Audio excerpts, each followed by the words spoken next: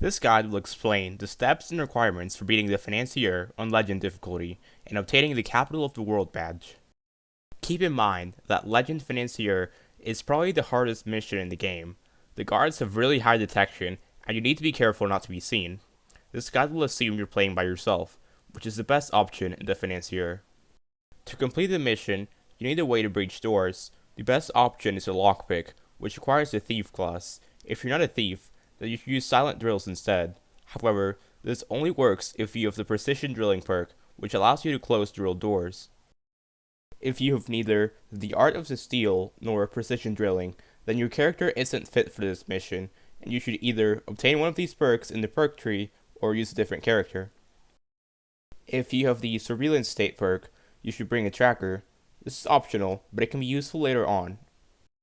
This map of the Financier will be referenced several times in this guide. The left side shows the first floor, while the right side shows the second floor. The light gray represents walls, while the brown squares represent doors. The rest of the map will be explained throughout the video. Step 1. Getting a disguise. This is the hardest step, and it requires patience to be completed successfully. The NPCs act predictably. They move to a spot, stay there for a while, move to another spot, and so on. There's only one good spot and two decent spots for getting disguises. The first and best spot is by Area A, in the corner by the door. Once the guard arrives, you can easily knock them out and take your body with you. There's a small chance a guard will see you from the inside, but this is rare. If the guard doesn't show up in this area, you can either wait for them to arrive or try to find a disguise elsewhere. There's two decent spots near Area Q, one in the corner by the door, and one between the helicopter and the stairs. You shouldn't knock out either guard if the area is in view of cameras. Here's what you should do based on this situation. If there's two guards, wait for one of the guards to leave. If there's one guard and there's cameras, wait for the guard to leave. If there's neither guards nor cameras, sprint to the other side, loop the camera, then return to spawn. Finally, if there's no guards and no cameras, just wait for a guard to arrive. Once the right conditions are met, you can simply knock out the guard and take them with you, or interrogate them first to get info. If you want the no kills bonus, which is required for the badge, then leave the body at spawn. Don't throw it off the building. Step 2. Disabling the power boxes. Before you open any doors, you need to disable all 3 power boxes. The possible power box locations are represented by the yellow squares on the map. This isn't a hard step, but you need to watch out for nearby guards and be patient. Try to get in a position where no guard can see you as you disable the power box. Crouching and leaning may be useful to get out of view.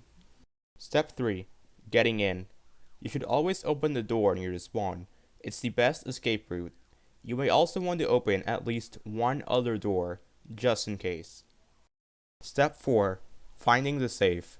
If you're a hacker, then you can use the laptop, which is represented by one of the green squares on the map. Once the hack is finished, you'll know which painting to take down to get the safe. If you're not a hacker, or if you don't want to wait, then you can tear down paintings one by one. In the map, the paintings are represented by the white circles. Start with the easier spots first, then save the harder paintings for last. The paintings by areas D and J are tricky, so avoid them unless the safe isn't anywhere else. Once you find the safe, you need to open it to get the hard drive. If you're a thief, you can crack a safe, otherwise, use a silent drill. Don't forget to take the hard drive. This is a common mistake that can cost you time later. Step 5. Getting Ryan. Getting Ryan isn't the hardest step, but it requires a lot of patience. There's 2 good spots to knock out Ryan. The first is in room M.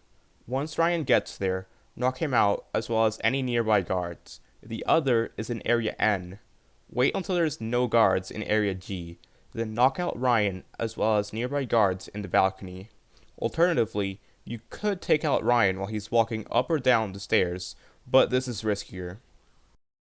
Once you knock him out, carry his body to spawn and the game ends. Be quick, it won't be long before the guards start looking for Ryan. You can only knock out up to 3 guards. If you knock out 4 or more, in a minute the alarms will go off. Sometimes you will have to take out a 4th guard to avoid failing stealth.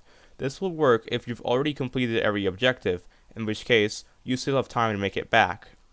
Interrogating guards before taking them out can provide useful info. There's a chance they'll give you the safe location or the safe combination. Ryan will tell you both, but this is only necessary if you haven't gotten the hard drive yet. Taking out Ryan will give you a bit more time before the alarms go off, meaning you could get the hard drive after taking out Ryan. However, this can be risky, so it's recommended to take out Ryan after getting the hard drive.